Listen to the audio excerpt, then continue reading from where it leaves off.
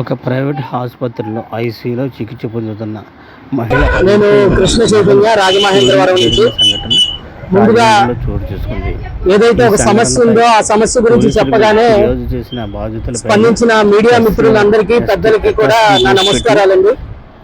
ఈరోజు నాది ఒక సూటి ప్రశ్న సృష్టిస్తుంది. ఏదైతే ప్రభుత్వాలు ఉన్నాయో వాళ్ళకి ప్రశ్నించాలనుకుంటున్నాను. రాజమహేంద్రవరంలో నేరం చేయడం రాజ్యాంగం ఇచ్చిన హక్కుగా ఈరోజు మారిపోయింది. ఆ నేరం చేసే వాళ్ళని ప్రభుత్వ ఉద్యోగులు కాపాడే వ్యవస్థ ఈరోజు రాజమహేంద్రవరంలో ఉంది. కాబట్టి doing crime is a constitutional right అని రాజమహేంద్రవరంలో ఈరోజు తయారైపోయింది. ఎందుకు తయారయ్యింది దీని మీద వివరంలోకి వెళ్తే, ఈ సంవత్సరం ఫిబ్రవరి 5వ తారీఖున ఒక దేవాలయంలో పనిచేసే అర్చకులు వారి శ్రీమతి గారు ఎవరైతే ఉన్నారో అనారోగ్యంతో మనకి ఇక్కడ శ్యామలా థియేటర్ వెనకమాలున్న ఎస్ఆర్ ట్రస్ట్ హాస్పిటల్లో ఫిబ్రవరి 5వ తారీఖు అనారోగ్యంతో జాయిన్ చేయగా ట్రీట్మెంట్ కొరకు ఐసీయూలోకి హాస్పిటల్ సిబ్బంది వారు తీసుకున్నారు.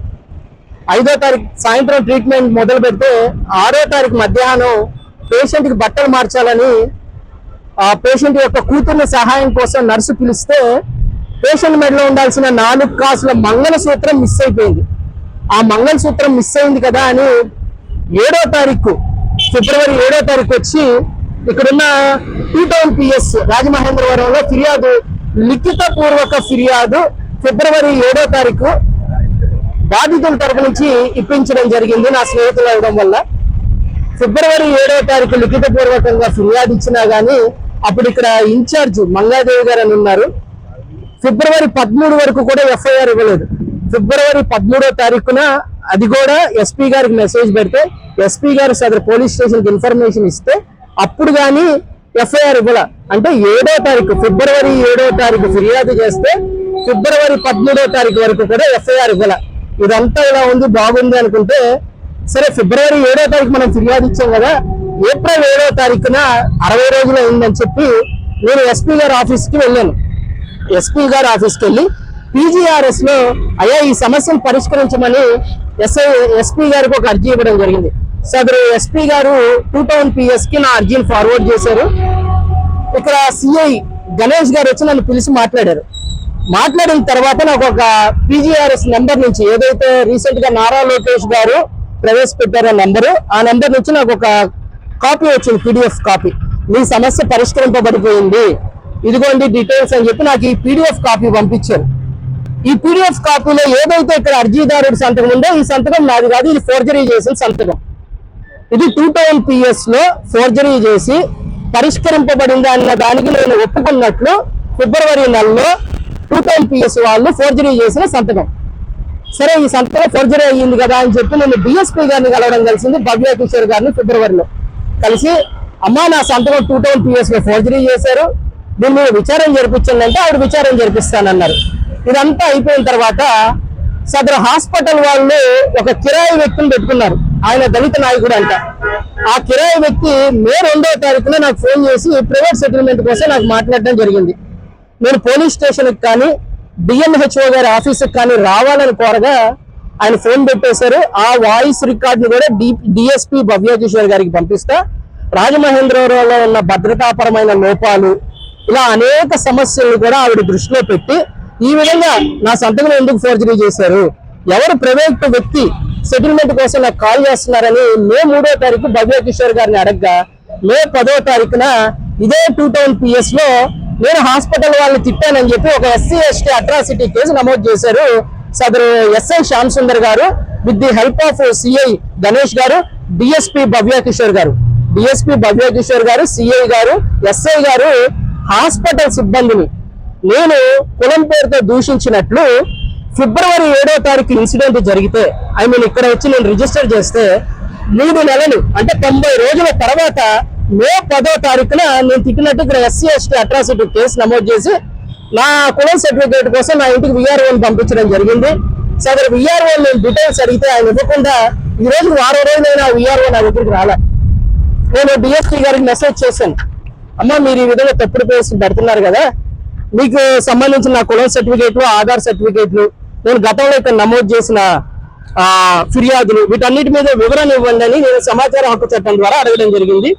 అదే మెయిల్ ని డీజీపీ గారికి కూడా మెయిల్ చేయడం జరిగింది, నేషనల్ హ్యూమన్ రైట్స్ కూడా మెయిల్ చేయడం జరిగింది.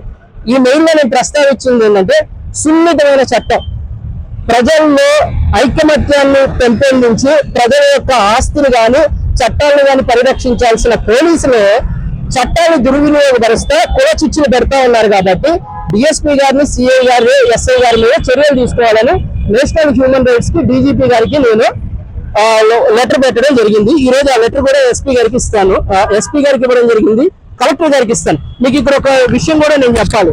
ఈ హాస్పిటల్ మీద ఎలిగేషన్స్ వచ్చినప్పుడు నేను డిఎంహెచ్ఓ గారికి లెటర్ ఇచ్చానండి ఏప్రిల్లో.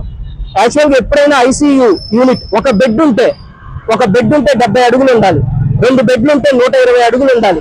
ఎవరైతే ఐసీయూలోకి పేషెంట్ ని తీసుకుంటారో పేషెంట్ మీద ఉన్న ఒంటి మీద ఉన్న నగలన్నీ తీసి అటెండెంట్కి ఇచ్చి సంతకం తీసుకోవాలి. కనీసం పేషెంట్ బెడ్ మీద ఉన్నప్పుడు ఒక ఫోటో తీసుకోవాలి. ఇవన్నీ పాటించాల్సిన నియమ నిబంధనలు ఇవేమీ పాటించిన హాస్పిటల్. సీసీ కెమెరాస్ కూడా లేవు ఐసీయూ వార్డులో. సరే 4 కాసులు బంగారం పోయింది. ఈ హాస్పిటల్ ఎలా ఉంది ఏంటి అంటే, నాకు డిఎంహెచ్ఓ గారి ఆఫీస్ నుంచి వచ్చిన లెటర్ ఇది. అందులో ఆయన రిజిస్ట్రేషన్ నెంబర్ ఏ రాశారండి, 808 అంటే రిజిస్ట్రేషన్ నెంబరు 2019లో రిజిస్ట్రేషన్ నెంబర్ 808 అంట. ఈ హాస్పిటల్ మీద బోర్డు ఏముందో ఇప్పుడు మీకు చూపిస్తాను. హాస్పిటల్ రిజిస్ట్రేషన్ నెంబర్ బోర్డు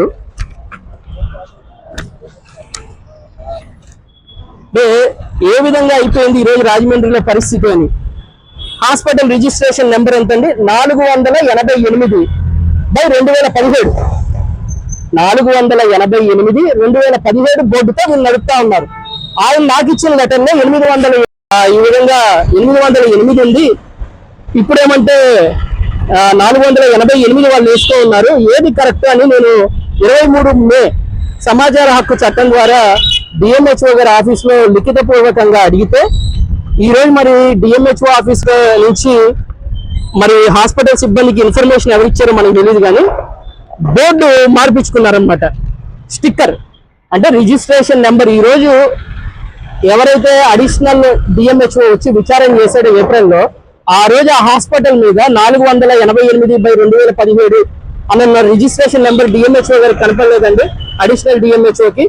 నేను ఈ రోజు సమాచార హక్కు చట్టం ద్వారా ఎందుకు బోర్డు అలా ఉంది, దాని ఒరిజినల్ రిజిస్ట్రేషన్ నెంబర్ ఏంటి అని అడిగిన తర్వాత ఈ రోజు ఇప్పుడు మీరైనా కానీ వెళ్ళి చూస్తే ఆ రిజిస్ట్రేషన్ నెంబర్ ఉన్నంత వరకు ఇది అసలైన నెంబర్, ధృవీకరించిన నెంబర్ 808/2019. కానీ వాడు ఈ రోజు నేను ఈ క్వశ్చన్ అంత వరకు వాళ్ళు మెయింటైన్ చేస్తున్న నెంబర్ 488/2017. అంటే ఈ నేరం చేస్తున్న హాస్పిటల్లో సరైన రక్షణకు సంబంధించిన వ్యవస్థ లేదు. వాళ్ళు దొంగతనం చేశారని ఇక్కడ కేసు పెడితే 3 నెలల తర్వాత SC/ST అట్రాసిటీ కేసు నా మీద పెట్టించారు. కాబట్టి రాజమండ్రిలో వ్యవస్థ ఎలా ఉంది, ఏం జరుగుతుందో ప్రజల దృష్టికి తీసుకెళ్తామని ఈ వీడియో చేయడం జరిగింది.